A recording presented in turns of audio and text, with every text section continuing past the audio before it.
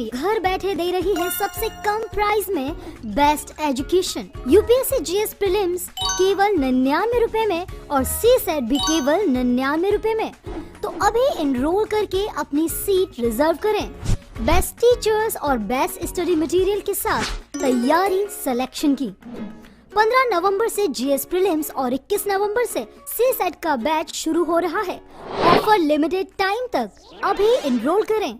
उजांग IAS academy घर बैठे दे रही है सबसे कम प्राइस में best education. UPSC GS prelims केवल 99 रुपए में और सी सेट भी केवल 99।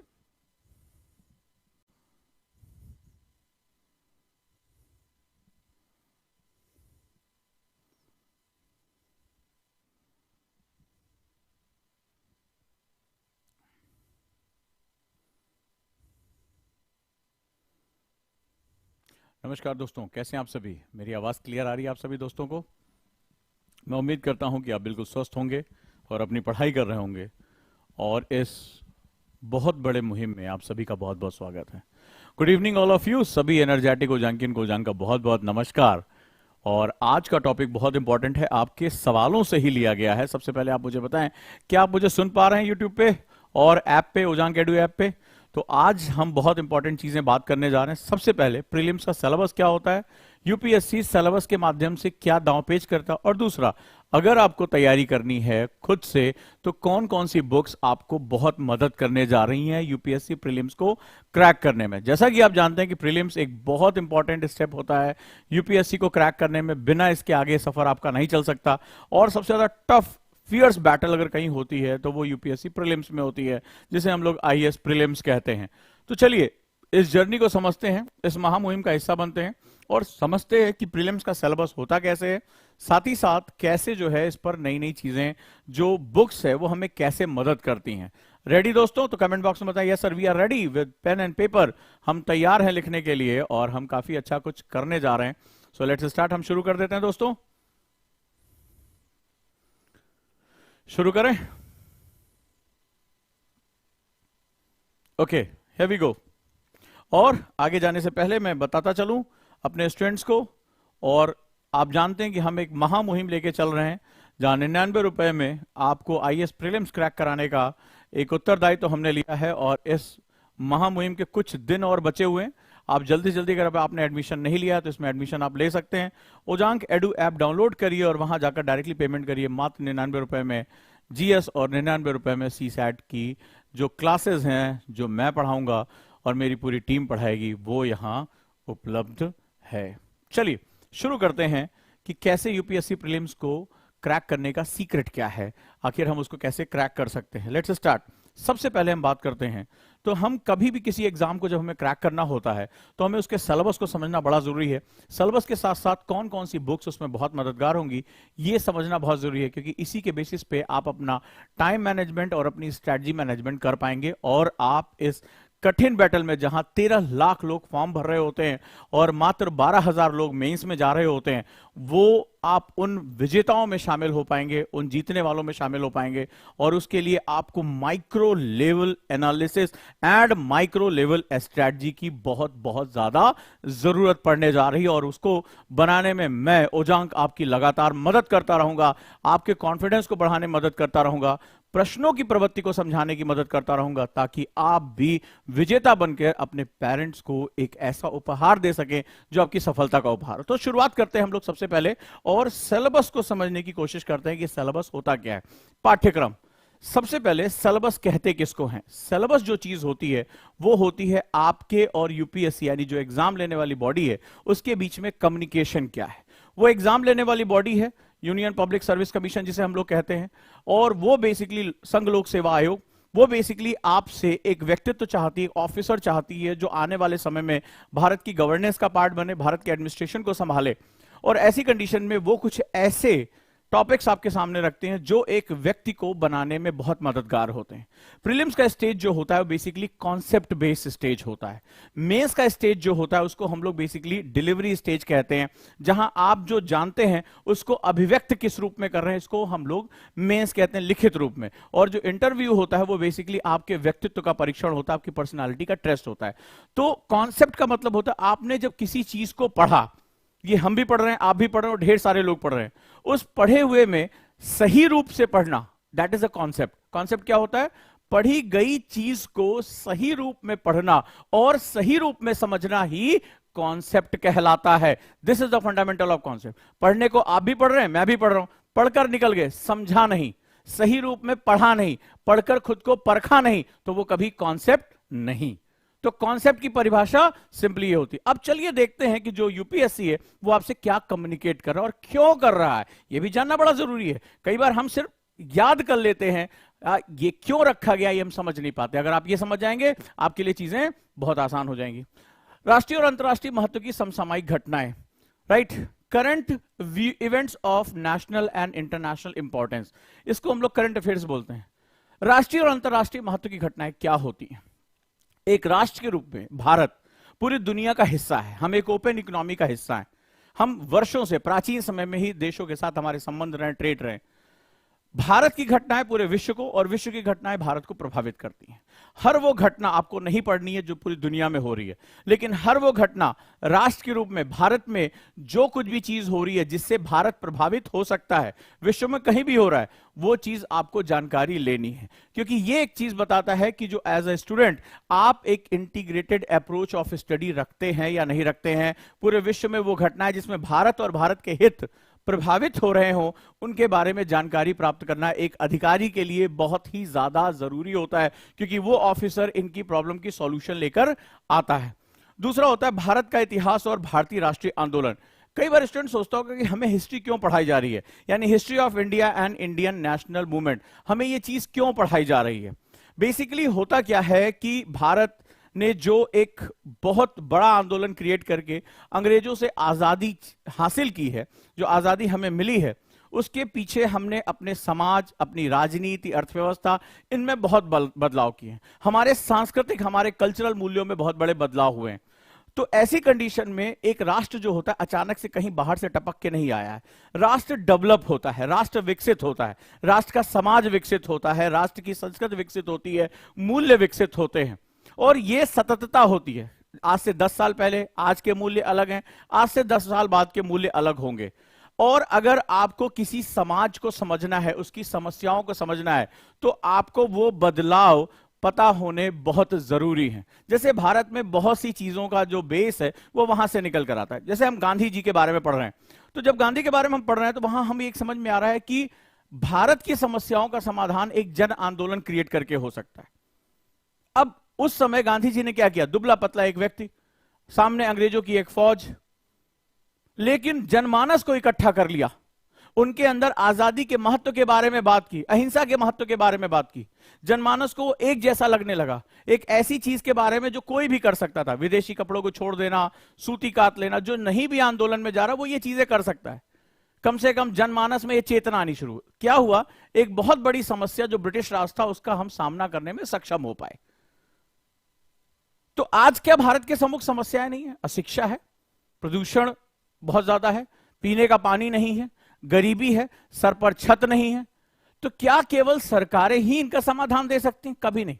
भारत जैसे बड़े और विविध राष्ट्र में केवल सरकारों के बस का नहीं है यह समाधान दे पाना। शिक्षा की बात करता हूं, आज आपको पता है कि अच्छे शिक्षकों की सरकारी स्कूलों में कमी है और हमारे गांव देहात के बच्चे अच्छी एजुकेशन नहीं ले पा रहे, यह आप सबको पता होगा।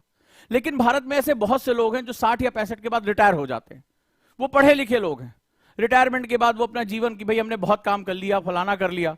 क्या अगर इन लोगों का एक समूह बनाया जाए, एक जन समूह बनाया जाए, जहां पर ये एक एक, दो दो दिन, तीन तीन दिन जाकर सरकारी स्कूलों में शिक्षण का कार्य कर सके, फ्री ऑफ कॉस्ट, बच्चों से मिल सकें, किसी के बच्चे विदेश में रह रहे हैं, अकेला जीवन जी रहे हैं, तो अगर उन बच्चों से उन्हें प्यार मिलता, कोई उनको दादाजी कहेगा, कोई उनको अंकल कहेगा, तो उनको भी खुशी होगी। और जो उन्होंने जीवन भर सीखा है अपने खाली समय में, जो आज रिटायर हो चुके हैं, वो उन्होंने बच्चों को दे दिया।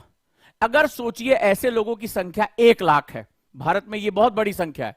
अगर 1 लाख लोग यही काम कर रहे हो तो अंदाजा लगाइए कि अचानक से भारतीय शिक्षा व्यवस्था में 1 लाख शिक्षकों की जो कमी थी, अच्छे शिक्षकों की कमी थी, वो पूरी हो जाएगी और इनकी शिक्षा में बहुत परिवर्तन होगा। क्यों? क्योंकि वो एक शिक्षक जो है वो सैलरी पाने के लिए काम कर रहा है, ये व्यक्ति अपनी खुशी के लिए, अपने अंदर से प्रेरणा जो आई है उसके लिए काम कर रहा है। सडनली भारत जैसी आबादी वाले देश में अगर इस तरह के 4-5 लोग तैयार हो जाते हैं, लाख लोग, तो आप अंदाजा लगाइए कि अचानक से भारत के गांव देहात के लोगों को या आस पड़ोस के स्लम एरिया के बच्चों को अच्छी एजुकेशन मिलनी शुरू हो जाएगी। तो ये क्या है? ये जन आंदोलन है। जब हम किसी चीज के महत्व को समझने लगेंगे, आज सरकारें कितनी भी कोशिश कर ले रही हैं, प्रदूषण की समस्या बढ़ती चली जा रही है। दिल्ली, नोएडा, ग्रेटर नोएडा, गाजियाबाद, ये गैस चैम्बर बन चुके हैं। सरकार ने कितना पैसा लगाया, कितने नियम बनाए, दिवाली पे पटाखे चलाना बंद, सब कुछ करके देख लिया, कोई फायदा नहीं है। बहुत ही खराब गुणवत्ता की हवा हो गई। जब तक हम जन आंदोलन के रूप में इसमें नहीं उतरेंगे तब तक ये काम नहीं होगा। तो इतिहास हमें वो चीज सिखाता है। तो सिलेबस में इस माइंड के सच्चे आप जब पढ़ेंगे, यानी वो घटनाएं जिन्होंने बड़े बदलाव किए हैं, जो बड़े बदलाव का बेस बनी है, तभी आप इसको समझ पाएंगे। सिलेबस का अगला हिस्सा है भारत एवं विश्व भूगोल, राइट। प्राकृतिक, सामाजिक और आर्थिक भूगोल, India and the world geography, physical, social and economic geography. भूगोल संस्कृति, इतिहास और अर्थव्यवस्था की जननी होती है। किसी देश में क्या कल्चर है, किसी देश की इकोनॉमी कैसी है, ये इसकी ज्योग्राफी बहुत कुछ तय करती है। उसकी विदेश नीति कैसी है, हमारे लिए पाकिस्तान इतना इंपॉर्टेंट क्यों है, ये हमारी जियोपॉलिटिक्स तय करती है। बिना इसकी नॉलेज के आप आगे जाना आपके लिए बहुत मुश्किल होगा। ऐसा ही भारतीय राज्यतंत्र, शासन, संविधान, राजनीतिक प्रणाली, Indian polity and governance, constitution, political system, Panchayati Raj, ये बेसिकली गवर्नेंस का पार्ट, गवर्नमेंट का पार्ट है। शासन यानी नियम, किसी देश के को चलाने के लिए, उसके संसाधनों का उपयोग करने के लिए, लोगों के साथ जोड़ने के लिए हमें कुछ नियमावलियों की जरूरत पड़ती है। तो क्या हो जाएगा, समाज बिखर जाएगा। कोई गलत करता है तो दंड कैसा दिया जाना है, कोई काम करना चाहता है तो वो कैसे करेगा, न्याय किन सिद्धांतों पर दिया जाएगा, समाज कैसे काम करेगा, लोगों के राइट्स क्या होंगे, ड्यूटीज क्या होंगी, इन सब का जो लिखित ब्यौरा है और इनको चलाने वाली संस्थाएं वो पॉलिटी में पढ़ी जाती। किसी राष्ट्र को किस नियमों के हिसाब से चलाना है, ये इसका एक पार्ट होता है, यानी पॉलिटी। इसके बाद है इकोनॉमी, राइट, और साइंस, आर्थिक और सामाजिक विकास। अब यहां पर बहुत बड़ा बदलाव आया है, लोग इसको इकोनॉमी कहते हैं लेकिन ये इकोनॉमिक डेवलपमेंट है। यानी इकोनॉमी के सिद्धांतों का प्रयोग करके आप समाज को कैसे बदल रहे हैं, आप विकास कैसे कर रहे हैं, आप गरीबी को कैसे दूर कर रहे हैं। क्योंकि एक अधिकारी के रूप में आपको यही चीजों पे काम करना होगा। आपको इकोनॉमिक्स के सिद्धांतों की खोज नहीं करनी है, आपको यह जानना है कि इसको गरीबी से बाहर कैसे निकालना है, इसको रोजगार कैसे देना है, इसको कैसे जो है सशक्त बनाना है, कैसे हमारी महिलाओं को शिक्षा मिले, स्वास्थ्य मिले, इसके बारे में आपको बात करना है। यह बेसिकली हमारे सिलेबस का मुख्य उद्देश्य होता है।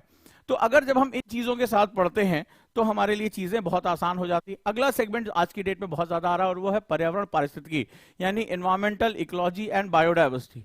बिना इसके हमारा जीवन ही संभव नहीं है। और जिस तरह से हम इकोनॉमिक ग्रोथ करते चले जा रहे हैं, ये हमें देखने को मिल रहा है कि हम लगातार बदलाव और बर्बादी की तरफ बढ़ते चले जा रहे हैं, हमारी चीजें खराब हो रही हैं। और अंत में जो जनरल साइंस है, साइंस एक लॉजिक क्रिएट करता है, बेसिक हमें ये चीज पता होनी चाहिए, राइट। तो अब इस कंडीशन में ये हमारा बेसिक सिलेबस होता है, history, geography, polity, economy, science, environment और करंट अफेयर्स। ये बेसिक फंडामेंटल प्री में होते हैं जिसको हमें पूरा करना होता है।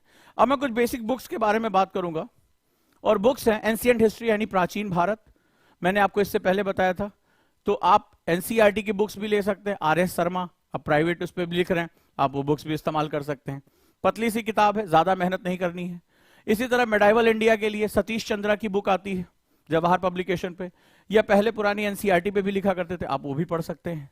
मॉडर्न इंडिया के लिए बिपिन चंद्रा, या अगर स्पेक्ट्रम आपको मिल जाती है so that is very important, right, बहुत अच्छा है पढ़ने के लिए, आप इस बुक का इस्तेमाल कर सकते हैं। इससे पहले की क्लास में मैंने बुक का एक और पार्ट बताया था, 6 to 12 क्लास की एनसीईआरटी में क्या क्या पढ़ना चाहिए, राइट, तो आप उसका भी इस्तेमाल कर सकते हैं। इसी तरह आर्ट एंड कल्चर के लिए जो कला और संस्कृत का हिस्सा है, नितिन सिंघानिया की बुक आपको बहुत ज्यादा फेवर करेगी, राइट। तो इस तरह से आप उसमें अपनी पढ़ाई को कर सकते हैं। तो ये बुक्स जो हैं वो प्रीलिम्स के लिए बहुत इंपॉर्टेंट है। एंशिएंट हिस्ट्री के लिए आर.एस. शर्मा, मेडाइवल के लिए सतीश चंद्रा, आधुनिक के लिए बिपिन चंद्रा, या स्पेक्ट्रम की बुक जो राजीव वहीर की आती है। 6 to 12 क्लास की एनसीईआरटी बहुत इंपॉर्टेंट है, इसीलिए एनसीईआरटी आंदोलन बैच में जो लोग अभी तक नहीं जुड़े हैं वो एनसीईआरटी आंदोलन बैच में मेरे साथ जुड़ सकते हैं, जो एडवांस एनसीईआरटी है। एनसीईआरटी के बिना प्रीलिम्स के लिए बहुत मुश्किलें हो जाती हैं, खासतौर पे बिगिनर स्टूडेंट के लिए बहुत बहुत ज्यादा दिक्कत हो जाती है। ओजांग एडू ऐप पे एनसीईआरटी के तमाम जो है अभी जो डेमो क्लासेस हैं, फ्री क्लासेस वहां उपलब्ध हैं, आप जाके देखिए, अच्छा लग रहा है तो आप उसको परचेज भी कर सकते हैं। आर्ट एंड कल्चर बहुत बड़ा पोर्शन है, कला और संस्कृत नितिन सिंघानिया की बुक है, राइट तो ये बहुत इंपॉर्टेंट बुक्स हो जाती हैं। इसी तरह जब हम ज्योग्राफी में जाते हैं, so we learn lot of geography, जैसे 6 to 12 क्लास की एनसीईआरटी मस्ट है, one of the best books. अभी टॉपर्स कहते हैं 6 to 12 क्लास की एनसीईआरटी जो है ज्योग्राफी की, वो सबसे अच्छी किताबों में से एक है, राइट आप महेश कुमार बर्नवाल पढ़ सकते हैं, मैपिंग के लिए ओरिएंट ब्लैक स्वैन या और भी बुक्स यूज कर सकते हैं। इंग्लिश मीडियम में आप जीसी लियोंग यूज कर सकते हैं, that's also wonderful book, right अगर आपको बुक्स डाउनलोड करनी है फ्री में एनसीईआरटी की, तो आप ओजांग एडू के ऐप पे जाएं, आप वेबसाइट पे जाएं और ओजांग एडू की वेबसाइट में आप बुक्स के सेक्शन में जा सकते हैं। वहां एनसीईआरटी, इग्नू, एनआईएस और इंपॉर्टेंट रिपोर्ट्स सब दी हुई हैं, फ्री ऑफ कॉस्ट इनको आप वहां पर डाउनलोड कर सकते हैं। ये बुक वहां अवेलेबल है, वहां पर ओजांग एडू ऐप का लिंक भी दिया हुआ है, आप डाउनलोड कर सकते हैं। या हमारा जो टेस्टिंग प्लेटफॉर्म है जहां ऑब्जेक्टिव टेस्ट आप फ्री ऑफ कॉस्ट दे सकते हैं, ओजांग टेस्ट प्रैक्टिस ओटीपी, वो भी वहां अवेलेबल है। तो आप सभी के पास ojangedu.com ये सबके ब्राउजर में होना चाहिए। रेगुलर हम इसमें तमाम पढ़ने के लिए कंटेंट दे रहे हैं। करंट अफेयर्स में डेली हम 10 टॉपिक हिंदी और इंग्लिश में यहां देते हैं, और ये वेबसाइट पूरी की पूरी हिंदी और इंग्लिश में दिखाई पड़ रहा, आप यहां क्लिक करेंगे पूरी की पूरी वेबसाइट हिंदी में आ जाएगी। यहां पर मेरे ब्लॉग्स भी अवेलेबल हैं, आप वहां पढ़ाई कर सकते हैं। चलिए आगे देखते हैं। पॉलिटी के लिए 6 to 12 क्लास की एनसीईआरटी आप पढ़ सकते हैं, या एम लक्ष्मीकांत के साथ साथ बेयर एक्ट आपको पढ़ना चाहिए, और क्वेश्चन जो है वो करंट अफेयर से काफी कुछ आते हैं, तो आप ये बुक्स को भी यूटिलाइज कर सकते हैं, पढ़ सकते हैं। इकोनॉमी के लिए 9 to 12 की एनसीईआरटी सेलेक्टेड पार्ट है, मैंने आपको बताया, और रमेश सिंह की बुक पढ़िए। और उस साल एग्जाम के पहले बजट आता है, बजट जरूर पढ़िएगा। ये बहुत इंपॉर्टेंट बुक्स हैं इकोनॉमी के लिए, ये आपकी बहुत हेल्प करने जा रही है। एनवायरमेंट एंड इकोलॉजी के लिए जो एनसीईआरटी क्लास 12 के लास्ट 4 चैप्टर, जो लास्ट के 4 चैप्टर है वो बहुत इंपॉर्टेंट है, और एनवायरमेंट इकोलॉजी से जो मैक्सिमम क्वेश्चन आ रहे हैं वो करंट अफेयर्स बेस्ड क्वेश्चन आ रहे हैं। तो अखबार जरूर पढ़िएगा दोस्तों, आपके लिए बहुत ज्यादा इंपॉर्टेंट है। न्यूज़पेपर पढ़ते रहिए और अपडेट रहिए। और आप जानते हैं कि पीआईबी की क्लासेस उपलब्ध हैं कुसुम मैम के द्वारा फ्री ऑफ कॉस्ट। आपको ओजांग एडू ऐप डाउनलोड करना है अपने फोन में और उनके साथ क्लासेस में जुड़ जाना है। वो लगातार करंट अफेयर्स पर आपको लगातार अपडेट करती हुई चली जा रही हैं। आपको कुछ समय बाद समझ में आने लगेगा, क्योंकि पीआईबी गवर्नमेंट का डॉक्यूमेंट है और गवर्नमेंट के डॉक्यूमेंट से ज्यादा ऑथेंटिक डॉक्यूमेंट और कुछ नहीं हो सकता। ये बात आप याद रखिएगा। क्लियर है दोस्तों? करंट अफेयर्स के लिए आप Dainik Jagran, PIB, Indian express या कोई भी मंथली मैगजीन जिसमें योजना, कुरुक्षेत्र, ज्योग्राफी एनयू, ये आपको पढ़ना चाहिए हर हालत में। करंट अफेयर्स की तैयारी यहां से होती है। पीआईबी का मतलब होता है प्रेस इंफॉर्मेशन ब्यूरो, गवर्नमेंट यहां पे जो है इसको रिलीज करता है। दैनिक जागरण पढ़ सकते हैं, इंडियन एक्सप्रेस या द हिंदू पढ़ सकते हैं अगर आप चाहें। योजना, कुरुक्षेत्र, ज्योग्राफी एंड यू, ये गवर्नमेंट की पब्लिकेशन होती है, बहुत ऑथेंटिक होती है, बहुत महत्वपूर्ण होती है। और योजना और कुरुक्षेत्र पर मैंने एक बहुत ही कंप्रिहेंसिव क्लास ली है, वो ओजांग एडू ऐप पे अवेलेबल है, उसके साथ भी आप जुड़ सकते हैं, समझ सकते हैं कि बेसिकली ये कैसे पढ़ना है। इस तरह प्रीलिम्स की बुक्स को आप जो है वो तैयारी कर सकते हैं। आप क्वेश्चन प्रैक्टिस जरूर करिए, बिना क्वेश्चन प्रैक्टिस के कुछ नहीं हो सकता। क्वेश्चन को रेगुलर लगाइए, पढ़िए और क्वेश्चन करिए। जैसे आप चाहते हैं कि आप क्या ये चाहते हैं कि इन बुक्स से जो क्वेश्चन आ रहे हैं वो मुझे डेली मिल जाए करने के लिए, तो ओजांग टेस्ट प्रैक्टिस पे जाएंगे ओटीपी पे, और वहां फ्री ऑफ कॉस्ट वहां जाकर आप टेस्ट देना शुरू कर सकते हैं। रेगुलर हम 10 क्वेश्चन अपलोड करते हैं प्री के और मेंस के, आप खूब जबरदस्त प्रैक्टिस करिए। साथ ही साथ जब हमें पढ़ाई करनी है, अब ये बेस्ट टाइम है प्रीलिम्स की तैयारी करने का, ये बेस्ट टाइम शुरू हो रहा है प्रीलिम्स को आगे लेके जाने का। तो क्या करना होगा हमें ये होगा कि अब हमें इस पर बहुत फोकस करके चलना है, राइट। तो हमें जब इसको बहुत फोकस करके चलना है तो हमें टाइम मैनेजमेंट बहुत ज्यादा करना होगा। तो जैसा कि आप लोग जान रहे हैं कि हम यहां पर लेकर आए हैं 99 रुपीज का एक बैच। क्लियर है? ये बैच का आप हिस्सा बन सकते हैं, केवल 99 रुपए में आईएएस प्रीलिम, सभी लोग मेरे ख्याल से इसके साथ जुड़ चुके होंगे, राइट। यहां पर सीसैट भी अवेलेबल है और जीएस भी अवेलेबल है। आप ओजांग एडू ऐप पे जा सकते हैं, वहां पर देख सकते हैं। लेकिन टाइम मैनेज करना बहुत जरूरी होता है, इसीलिए जब आप ओजांग एडू की वेबसाइट पर जाएंगे तो वहां पर हमने दिया है टाइम मैनेजमेंट टूल्स। आप जाकर इसको फ्री डाउनलोड कर सकते हैं और देखें कि आप कितना टाइम मैनेज कर पा रहे हैं, आपसे दिक्कतें कहां हो रही हैं। आपका ध्यान अगर भटक रहा है तो मेडिटेशन यंत्र आप जाके डाउनलोड कर सकते हैं कि मैं इसका प्रिंट आउट लेके मुझे अपना जो है ध्यान लगाना है। साथ ही साथ अगर आप फ्रेशर हैं और अपनी पूरी चीज को समझना चाहते हैं कि मुझे स्टेप बाय स्टेप कैसे तैयारी करनी है, तो फ्रेशर कैसे करें आईएएस की तैयारी, मैंने इसका एक पीडीएफ यहां दिया है। स्टेप बाय स्टेप आपको कैसे तैयारी करनी चाहिए, कैसे अपने आप गलतियां हटानी चाहिए, ये सब कुछ मैंने दिया है ojangedu.com पर। वहां जाकर आप फ्री ऑफ कॉस्ट डाउनलोड कर सकते हैं, कोई दिक्कत नहीं है। और इनको फॉलो करिए, इन पर आर्टिकल समझिए कि क्या है ये और मुझसे इसमें से कौन सा स्टेप मिस हो जा रहा है। साथ ही साथ मेरी टीम यहां पर जो 99 रुपए बैच के लिए फॉर्म शेयर कर रही है, आप उसका भी हिस्सा बन सकते हैं और आप समझ सकते हैं कि कैसे जो है वो तैयारी करनी चाहिए। तो 99 रुपए का बैच हम शुरू कर रहे हैं 15 तारीख से, लेकिन हम 3 दिन एडमिशन के बाद हम इसको क्लोज करेंगे। आप जल्दी से जल्दी अगर इसमें जुड़े हैं तो इसमें जुड़ जाइए, नहीं जुड़े हैं तो इसका हिस्सा बनिए। आप काउंसलर को कॉल कर सकते हैं दिए गए नंबर पे, या यहां फॉर्म भर सकते हैं ताकि हम आपको कॉल बैक कर सकें और आपसे आपकी रिक्वायरमेंट को पूछ सकें। राइट दोस्तों, तो मैं उम्मीद करता हूं कि आप लोगों को आज का सेशन अच्छा लगा होगा और जल्दी हम लोग हाउ टू क्रैक 75+ क्वेश्चंस का हम सीरीज शुरू कर रहे हैं। क्वेश्चन पे हम देखेंगे कि एक्चुअली प्री में क्वेश्चन आते कैसे हैं और नेगेटिव मार्किंग आपको कैसे हटा देती है वहां से, इस बारे में बात करना बहुत बहुत ज्यादा जरूरी है। क्लियर है? तो चलिए अब हम लोग शुरू करते हैं और इस महामुहिम का हिस्सा बनिए। साथ ही साथ जो स्टूडेंट कॉन्सेप्टर बैच का हिस्सा बनना चाहते हैं, आप जानते हैं कि हमारा सबसे पावरफुल बैच कॉन्सेप्टर बैच 2 ईयर बैच है, और इस 2 ईयर बैच का हिस्सा अगर आप बनना चाहते हैं, राइट, तो आपका स्वागत है इसमें बहुत ज्यादा। राइट, तो आप सभी का बहुत बहुत स्वागत है और ये मंडे से शुरू हो रहा है। You can be the part of this. तो मंडे से इस पार्ट के लिए आप जुड़ सकते हैं, कॉन्सेप्टर ईसीएस बैच। तो चलिए दोस्तों, मिलते हैं हम लोग।